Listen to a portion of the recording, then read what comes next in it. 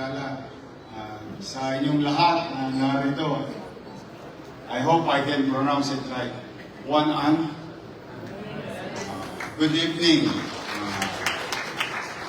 to our friend and very supportive of the community information tribe, laging active sa downtown, sa lahat ng events. No? Ang ating paboritong Chinoy TV, palakpakan natin ang Chinoy TV. Headed by Alvin Tan, its president, and of course, si Lorraine, laging laman ng downtown. Lagi ko nakikita ni Lorraine.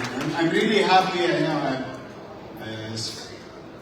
bibiruan kami ni Alvin kanina. Sabi ko, Alvin, kailan ko ba makikita yung Chinoy TV sa Free Air TV?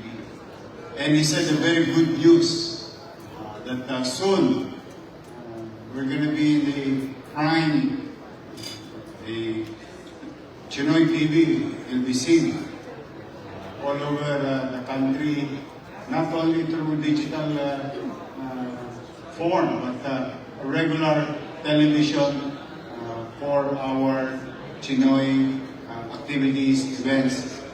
Kasi napakarami. Kasi importante sa akin yun na ma-premiere, yung premium. Because to our guests who came from Hong Kong, ni hao, and Malaysia, Bulacan, and Tondo, taga Masangkay, itong ating mga global beautiful talents representing our Mr. and Miss Global Chinatown. We're very happy kasi patagal ng patagal, paganda ng paganda yung ating mga nanalo. But going back, I just wanted you to know, especially to the foreign guests, that Manila is very close to our Chinoy. Because if you go back to history and your roots, Manila is a place, is the place where your forefathers, the first generation of our settlers, our Chinese ancestors, created a community, lived, strive, and most of them, if not all, successful. That's why I don't know how many generations you are now, but most of you merong roots sa Manila. The oldest Chinatown and the biggest Chinatown in the world, the Manila Chinatown. Kaya gusto ko talaga na ito ay maipalapit through this video, and I wish you all the best, Alvin, na sana maging successful ang inyong bagong venture sa Chinoy TV. At siyempre, yung sa ating sponsor na malapit sa amin nung araw, yung shrimp stick, Oishi. Kaya, nung araw, bata kami, nung dekada 80, marami namang batang 80s sneaker, nakakala rin. Pagkakatira ka ng Beijing Gusentimos na plastic na Oishi, sa amin, hayahay na. You feel good about being a kid, having Oishi. Yung shrimp stick, haba yun. Kaya maraming salamat to Oishi, palakpakan natin ang ating sponsor. I'd like to make mention of our partners in the City of Manila, FFCCCII, our Vice President, and the group, Anthony Chan. To Samuel Lloyd, the President of CBFCI, Sam, thank you and your group. And our representative to downtown, Tony, second generation ka. Si Tony, second generation yan. Yung mga anak niya, third generation na. But they continue to stay in Manila. And I'm happy that Charles and the siblings, alam niyo ba, kasagsagan ng pandemya, I'm really proud of Tony because of what his son did to their business. Ang kasagsagan ng pandemya, siblings and the children of Tony created an idea wherein ngayon ako nakakita hardware naka-franchise. See? Just imagine, it's a wild thing. But they took the risk and gamble with a new idea wherein hardware. I think yung iba sa inyo dito, kailangan may siya Apsui, Apsui. But created an idea and had it franchise all over the country. So napadali, system, all other things. Kaya masaya ako para kay Tony. And Tony, hindi naman kailangan na sweldo ito ng Maynila. Marami na itong baliktad niya. Dami na namin ito sa Maynila. But Tony is our Chinatown Development Authority Chairman. Palakpakan natin sa Tony. Again, Mr. and Ms. Chinatown Organizer, at sa ating sponsor ngayon, East Ocean. Biggest, cleanliest, high-end, masarap na Chinese restaurant sa buong Pilipinas. Alam mo yung mga ganitong venture, delikadong venture to. Can you imagine, it costs you $500 million pesos just to build a restaurant like this. At tinamaan pa ng pandemya to. I'm really proud of them.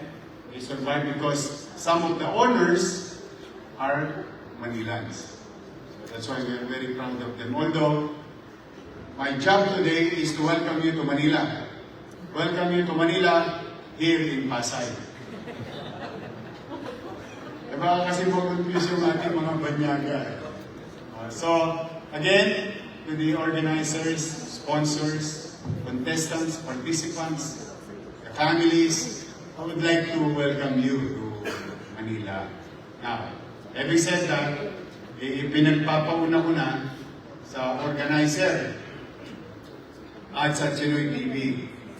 Sabi ko, baka naman pwedeng i-revive ninyo yung localized competition natin. Yung Miss Chinatown. Sabi ko, as a matter of goodwill, saying that, sabi ko, I will sponsor the outlet or the place of event para mabawasan ang tosgas ng organizer at ng event. And we will ask, and we will pay, and conduct it in the most, what you call, one of the jewels of the city of Manila, which is Metropolitan Theater. I want you to participate there in our cultural, enriching our cultural activities, arts and culture, and showcase the beauty of Chinoy and Chinay in our country. Hindi lang pang Maynila, imbitahan yan. Marami tayong mga kababayang Chinoy, mga kaanak natin sa Zamboanga, sa Iloilo, Bacolod, Pangasinan. They're everywhere, in Bicol, Quezon, especially Quezon, kasi one of the heroes, if I mention it, kalimutan ko lang yung pangalan eh. Tanggol di sa atin yun. Pero pure-blooded Chinese yun. It's a general from China.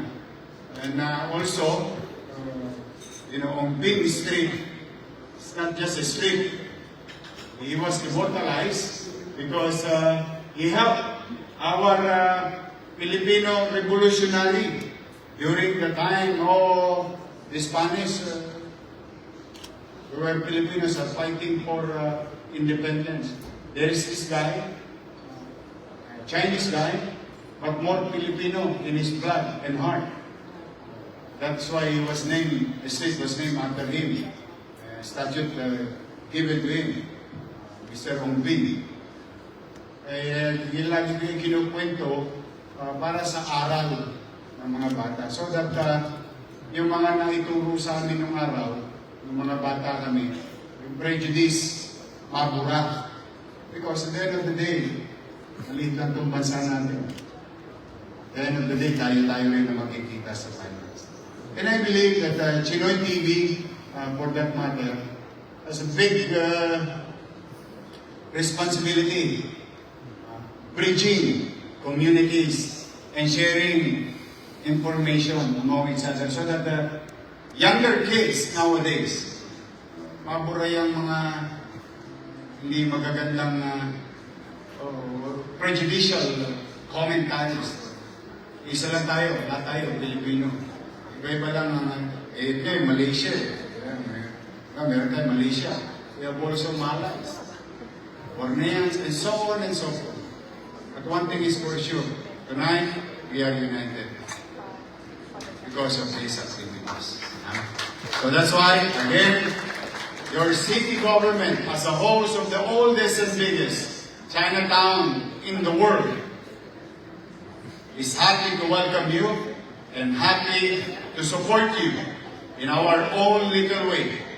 Please continue to do so and rest assured that your city government of Manila will continue such initiative for our community, for our city, and for our country. Again, congratulations to each and every one of you. Magandang gabi at pagpalain nawa kayo ng buong may kapal. Manila, God first. Thank you. Thank you very much, Mayor. Mayor, may we request you to please stay on stage, and we would like to invite our 2026 Mr. and Miss Chinatown Global candidates to please join Mayor on stage for a photo.